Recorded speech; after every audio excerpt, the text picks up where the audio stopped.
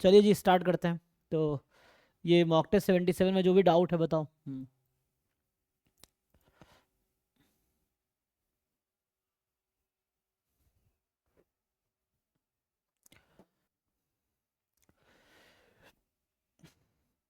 अच्छा ये इंटीग्रेशन है 0 to 100 tan inverse x box ना। तो क्या करेंगे आप लोग इसमें हमें सबसे पहले बॉक्स हटाना होगा है ना। तो बॉक्स कैसे हटेगा, तो हमें ये क्या देखना ये होगा कि पीरियोडिसिटी हाँ। फॉलो करता है क्या? हाँ ये पीरियोडिसिटी फॉलो करता है? देखो हाँ, कहाँ पे होगा। तो इसने क्या कर रखा है, इसने तो 0 से 100 फिर tan 1 से 100 कर रखा है। मुझे लगता है ये क्या कर रखा है, गलती है ना यहाँ पे। ये 0 से 100 क्यों होगा, 0 से tan 1 tan 1 से 100 समझ आता अगर वैसा हो तो, है ना। ये तो गलत से लिख रखा है ना सॉल्यूशन।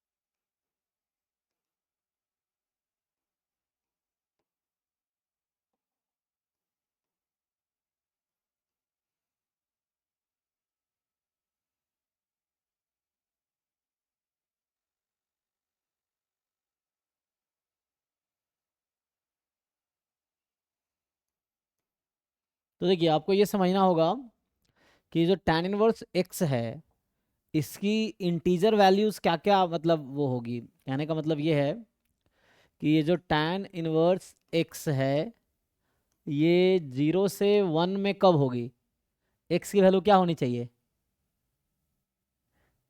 जो tan इनवर्स का हम लोग ग्राफ बनाते हैं तो क्या होता है tan इनवर्स का ग्राफ।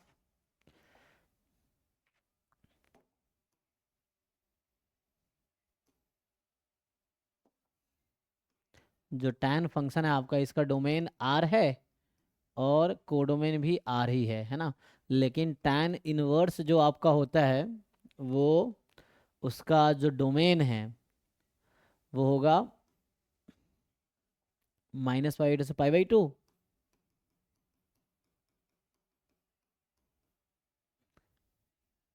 नहीं ये तो एंगल है ना, एक मिनट। तो एक्स तो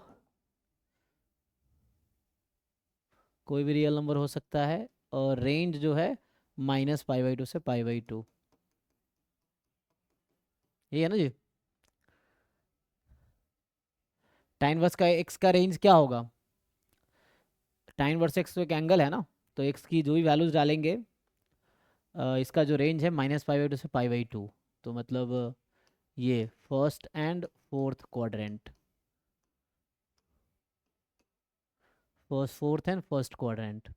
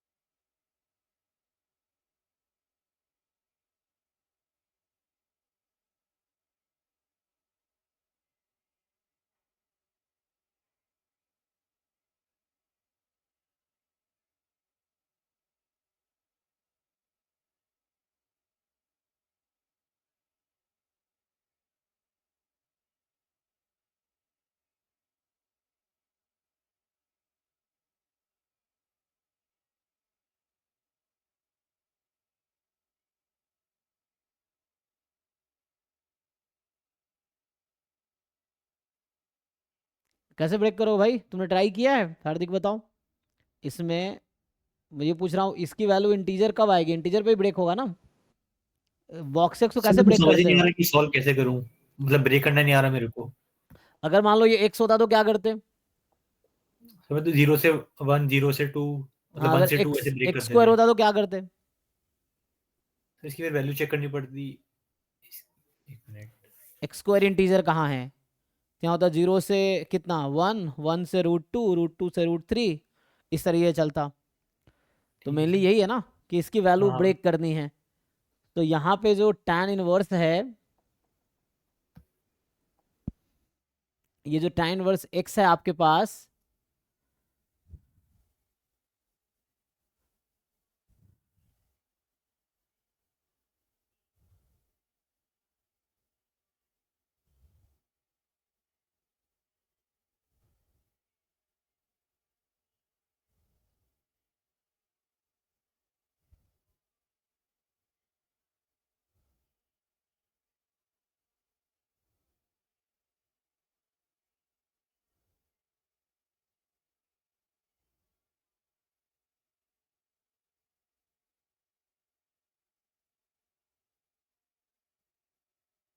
बताओ भाई।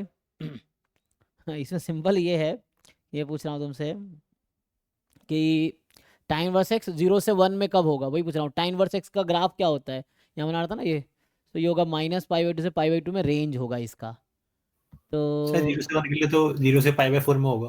हम्म हम्म 0 से 1 के लिए 0 से π/4 में होगा एक्स। 0 से 1 के लिए क्यों।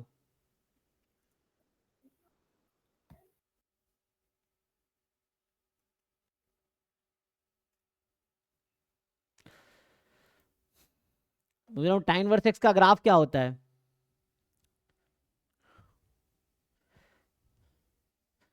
जैसे मैं अगर ये पूछूं कि जैसे रेंज तो हमने यहाँ लिखा ना, रेंज -π/2 से π/2 है, तो ये -π/2 से π/2 है, ठीक है।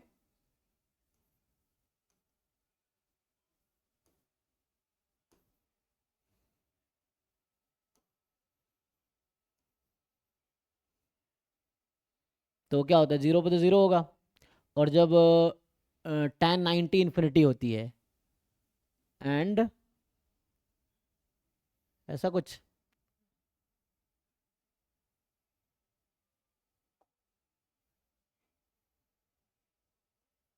ऐसा कुछ होगा, देखो।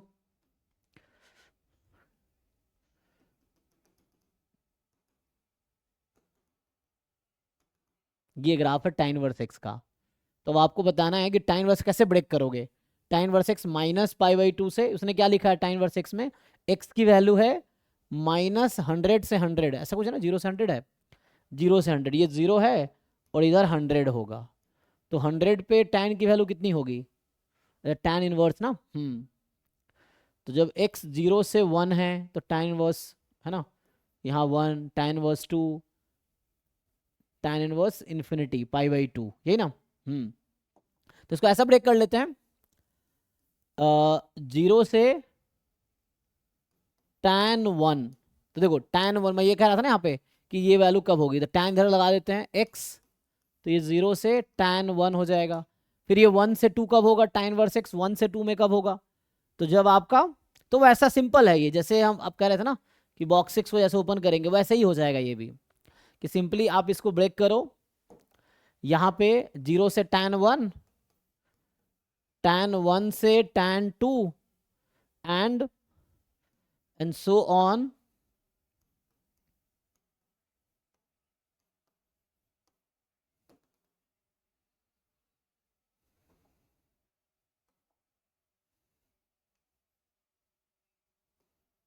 ये हो जाएगा।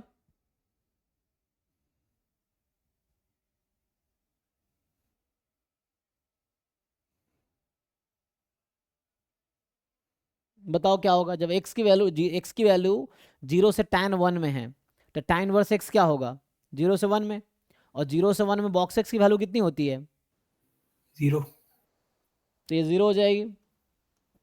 फिर यहाँ पे tan 1 से tan 2, x की वैल्यू tan 1 से tan 2 है, तो tan इनवर्स x की वैल्यू 1 से 2 होगी, और 1 से 2 है तो बॉक्स x की वैल्यू 1 1।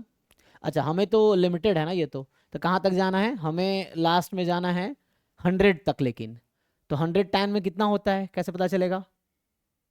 ओ लेकिन ये मतलब लगा कैंसिल होता चला जाएगा नहीं। जैसे ये जो 100 है हमें 100 तक जाना है ना, तो tan समथिंग 100 होगा। लेट्स से tan के मान लो 100 है, एंड कुछ तो होगा tan 100 और कुछ tan k2 for example, and tan k1 क्या होगा समथिंग। तो एनीवे जो भी चल रहा होगा एट द एंड यही होगा ना, सम नंबर टू 100 तक जाएगा। लेकिन 100 tan में क्या है, क्वेश्चन ये है। सो tan इनवर्स 100 हो जाएगा। अच्छा वहां तो tan इनवर्स, हाँ क्योंकि ऐसे ही होगा ना, मैं कहना ये चाह रहा हूँ कि जैसे एक पॉइंट तो आएगा, जैसे 0 tan 0 less than tan 1 less than tan 2 and so on, ये चलता रहेगा। अच्छा एक मिनट, ये tan इनवर्स x में x की वैल्यू क्या हो सकती है? tan इनवर्स x में जो आपके पास x की वैल्यू है कोई भी रियल नंबर हो सकती है ना। x तो कोई भी रियल नंबर हो सकती है।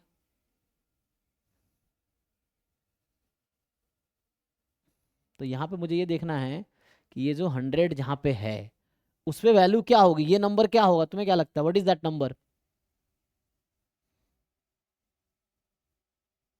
सर कैलकुलेटर पे तो 1.56 आ रहा है। अच्छा 1.56 आ रहा ना, तो उसको क्या लिखेंगे हम? जैसे ये आपका x यहाँ 100 है, तो हमें यहाँ क्या चाहिए होगा, tan इनवर्स 100 मैं लिख रहा हूँ। अच्छा तो मुझे तो tan इनवर्स की वैल्यू 0 से 1 में होगी, तो tan की वैल्यू हमने लिखा 0 से tan 1 है ना। तो 0 से tan 1, तो मुझे ग्राफ किसका बनाना था, tan इनवर्स का या tan का? तो हमें तो tan इनवर्स देखना है ना।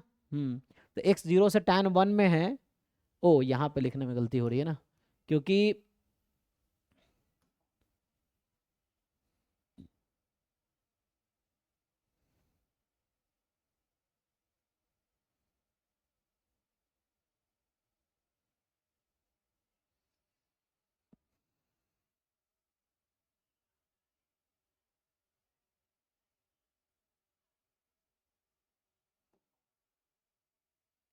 tan 5/2 इन्फिनिटी होती है राइट। तो इसका मतलब कोई नंबर होगा जहां पे 100 आ रहा होगा, है ना। जैसे आप कह रहे हो 1.5, तो tan हम जानते हैं 90 डिग्री जो है वो इन्फिनिटी है।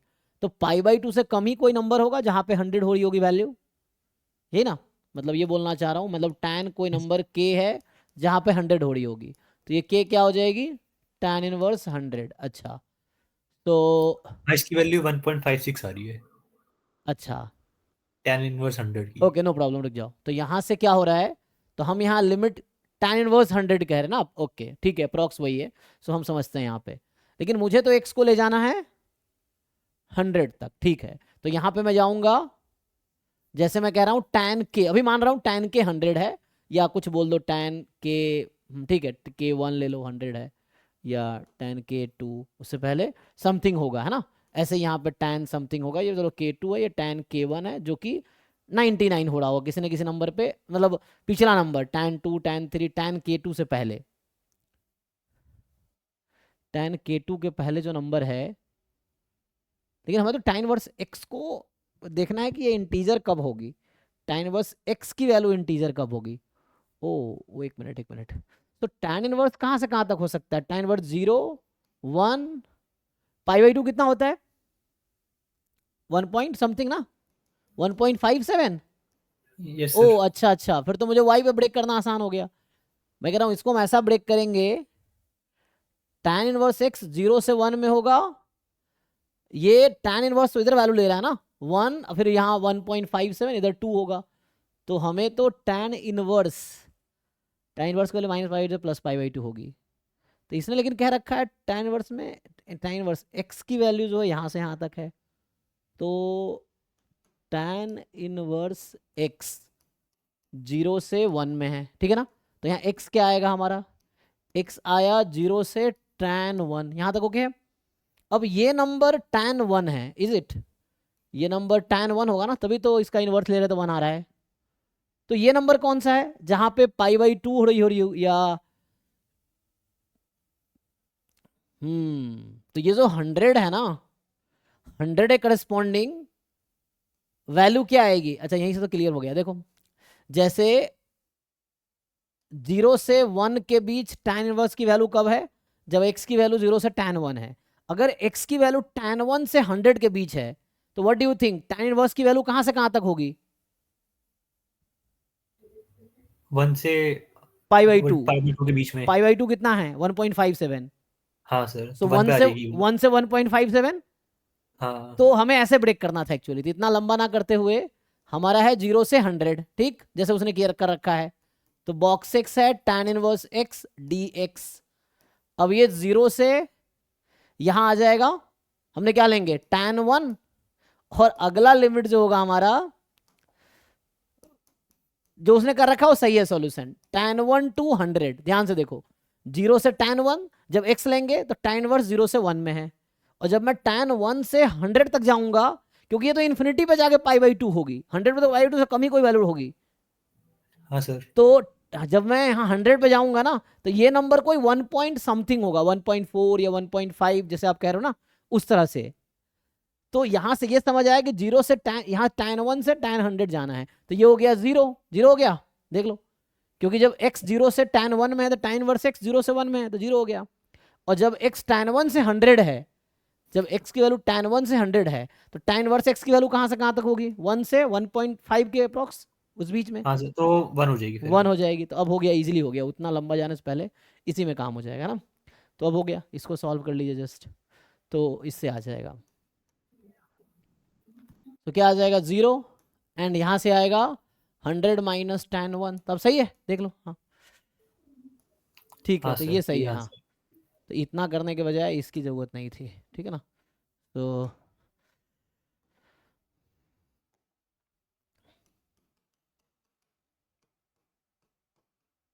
ठीक है, तो आगे आते हैं। तो ये हम लोग 10th क्वेश्चन डिस्कस कर रहे थे।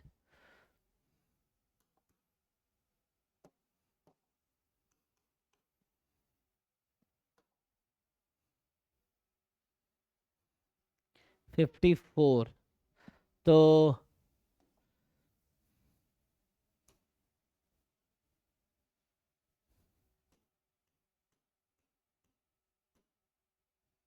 बताइए क्या डाउट है इसमें। सर ये मतलब इसमें किस मेथड से सॉल्व होगा वो बता दो बस।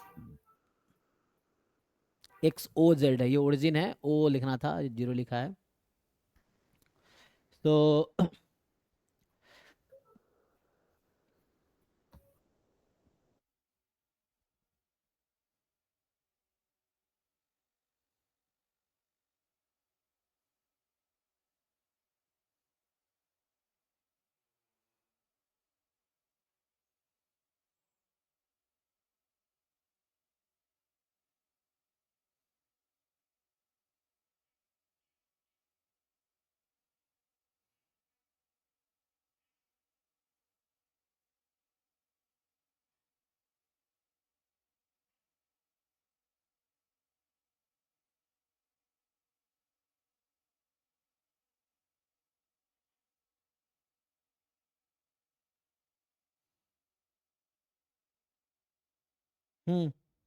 सो slope of curve cut from the surface Z, actually हालांकि मुझे लग रहा है ना ये पार्ट ऑफ वो है, जैसे आप क्या जानते हो स्लोप ऑफ क्या बोल रहा है, parallel to the coordinate plane XOZ। XOZ का मतलब हो गया कि जैसे हम लोग वन वेरिएबल कैलकुलेशन जानते हैं ना कि जो dy/dx है वो स्लोप ऑफ टैंजेंट है parallel to x axis, dy/dx slope of tangent है पैरेलल टू x एक्सिस, यही होता है स्लोप ऑफ टैंजेंट जो पैरेलल टू x एक्सिस होगा। तो sorry dy/dx just slope of tangent है एट पॉइंट xy, मतलब जो हम लोग इक्वल टू 0 करते हैं तो वो मुझे मिल क्या मतलब स्लोप जहाँ 0 होता है, मतलब जो एक्सिस से पैरेलल स्लोप का होगा। हम बोलते हैं ना कि हमें क्रिटिकल पॉइंट चाहिए होता है, हम क्या ढूंढते हैं कि वैसे पॉइंट जहाँ पर टैंजेंट पैरेलल हो एक्स एक्सिस के, तो वहाँ dy/dx को 0 पुट करते हैं क्योंकि 0 एक्स एक्सिस का स्लोप है। तो यहाँ पे क्या होगा, जो सिंपल रिजल्ट है कि ये जो 54 क्वेश्चन आपका है कि आपको एक कर्व दे रखा है, पूछ रहा है कि plane passes through point 1 1 1 and parallel to the coordinate X O Z है, तो स्लोप क्या होगा, है ना। अच्छा, slope of the curve passes through this point, X O Z, तो अगर यहाँ देखें हम लोग, सो जैसे एक्स जेड प्लेन ये है ना, तो एक्स ओ जेड के पैरेलल प्लेन,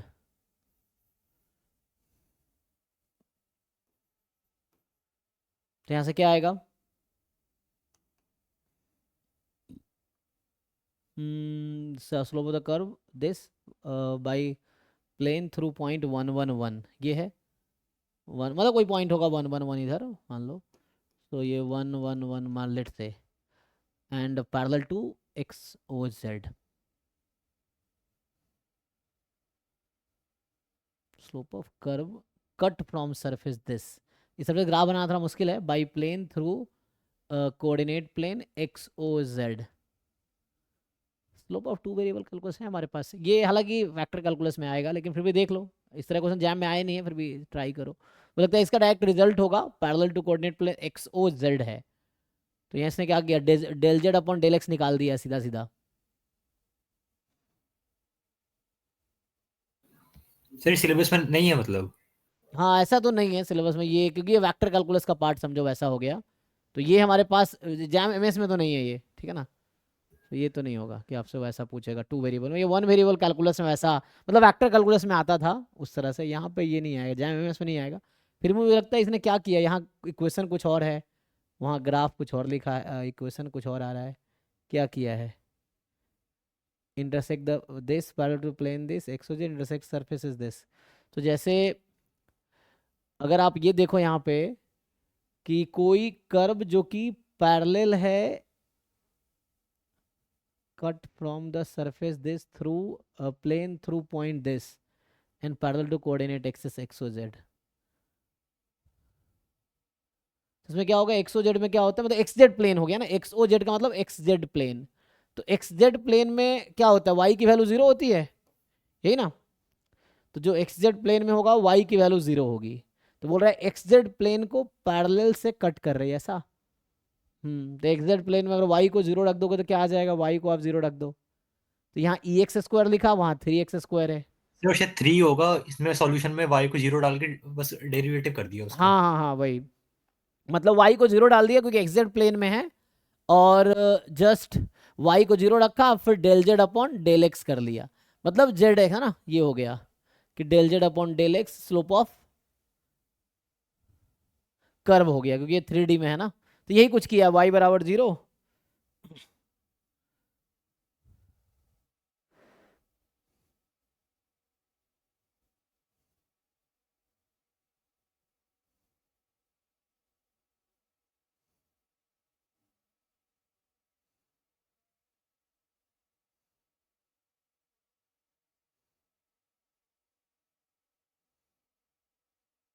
यहाँ कुछ और है, वहाँ कुछ है, क्या कर रखा है इसने, तो क्वेश्चन ही आउट, इसको छोड़ दो, स्किप करो, ये आउट ऑफ सिलेबस भी लग रहा है, वैसे फालतू लग रहा है, तो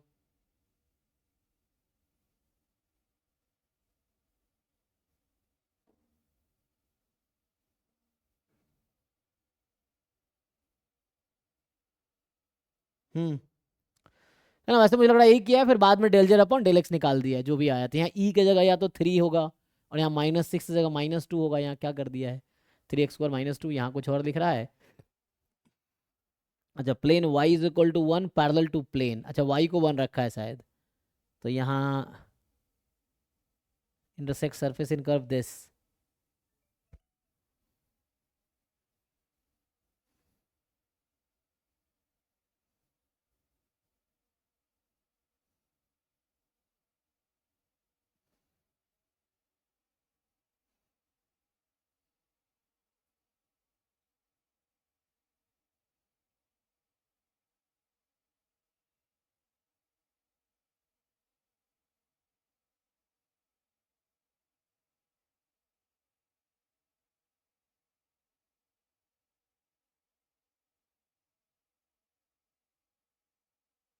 इसको स्किप करो, इसमें कुछ गलती है ना।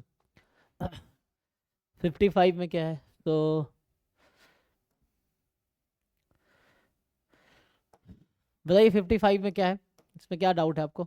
इन order to get at least one head with sir इसमें प्रोबेबिलिटी कंसेप्ट समझ नहीं आया कि कैसे सॉल्व किया है। Number of time a coin needs to be tossed, तो इसमें ये है ना, ये ज्योमेट्रिक नहीं लग रहा है, एटलीस्ट वन हेड, अच्छा at least one head with probability, मतलब कॉइन को कितनी बार टॉस करेंगे कि कम से कम एक बार हेड आएगा, उसकी प्रोबेबिलिटी 0.9 से इक्वल टू मोर और इक्वल टू होगा। इजी है ना। मान लो x है number of heads, number of time coin is tossed, number of time coin is tossed, यही है। सो यही है x। अब इसमें x मान लो, सॉरी n मान लो, n is the number of time coin is tossed, x तो रैंडम वेरिएबल होगा, ये n है आपका, ठीक है। अब मुझे बताओ x में लेता हूं नंबर ऑफ हेड्स, तो मुझे बताइए आप, है ना, फेयर कॉइन लेते हैं, x का डिस्ट्रीब्यूशन क्या होगा? Binomial n comma half. हाँ, बाइनोमियल n कॉमा हाफ। अब क्वेश्चन ये बोला है कि कम से कम एक बार हेड आएगा, इसकी प्रोबेबिलिटी 0.9 से ज्यादा होगी, तो n बताओ क्या होगा? The number of time a coin need to be toss, तो मतलब लगता है मिनिमम वैल्यू ऑफ n पूछ रहा है, ठीक है ना, तो यहाँ मिनिमम वैल्यू ऑफ n पूछ रहा है। समझ आया? यहाँ से निकाल पाओगे? यही तो है। अच्छा बस इसमें, ठीक है सर, ठीक है, ठीक ये है। तो जैम में भी इस तरह क्वेश्चन आए हैं PYQ में, तो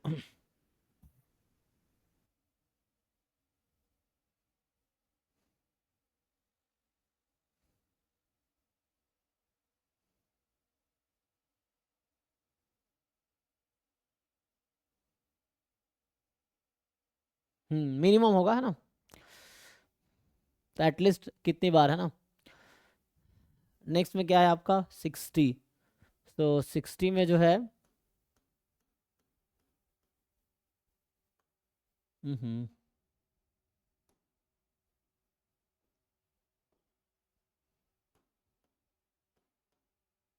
बताइए इसमें क्या डाउट है?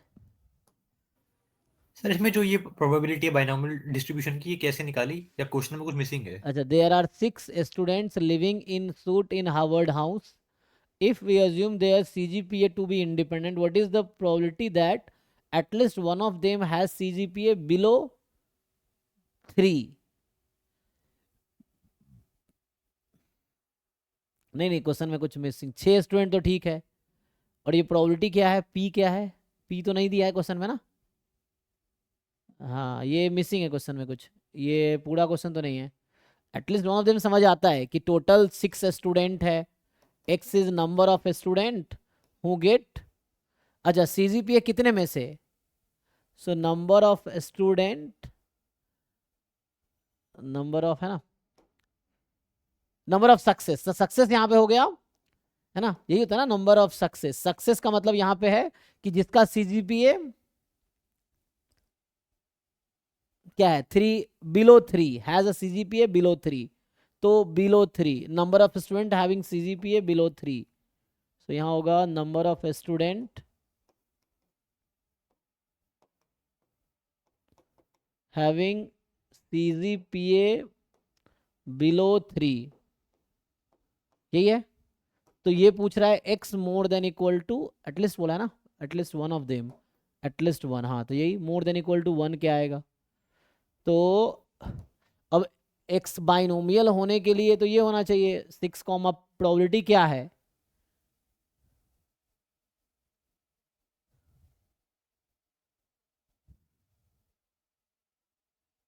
नहीं क्वेश्चन में करेक्शन है ना,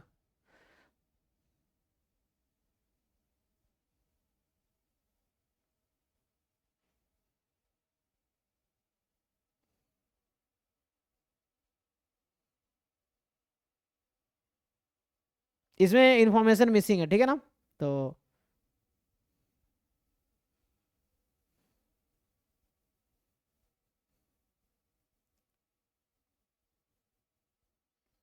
ठीक है भाई। तो इसमें आई थिंक अगर मान लो P दे दिया आपको कुछ, जैसे उसने दिया ना कि 0.2023, कैसे आया 0.2023 पता नहीं, है ना, हाँ हमें सर तो, वही डाउट है कि वो पी कैसे आया, हाँ बाकी तो हो एग्जैक्टली जाएगा। क्योंकि P देना चाहिए इसको, मुझे लगता है P दिया नहीं, P कैसे आएगा 0.2023 कहाँ से आया, ये इसमें मिसिंग है आई थिंक, आप ठीक है आप सही कर रहे हैं, इसमें मिसिंग है, इसको बोल दिया मैंने, ठीक कर देगा इसे, पता नहीं कुछ क्वेश्चन गलती कर ही देते हैं।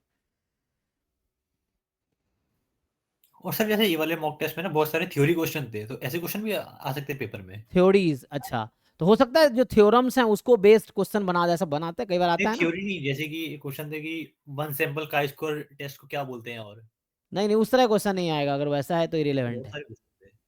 वो इरेलीवेंट होगा।